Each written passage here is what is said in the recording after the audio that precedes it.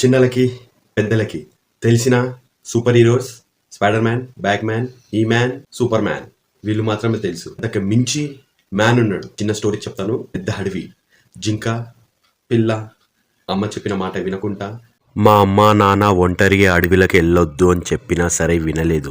అమ్మ మాట జవదాట, నాన్న మాట పడిచూన పెట్ట. అందుకనే నాకు ఈ ప్రమాదం. మా అమ్మని ఇంకా చూడలేనేమో, మా నాన్నని చూడలేనేమో. మా అమ్మ నాన్న ప్రేమని తలుచుకొని చాలా బాధేసింది. ఆల్మోస్ట్ చచ్చిపోయే టైంలో ఒకటే నా మనసులో ఒకటే తలుచుకున్నా.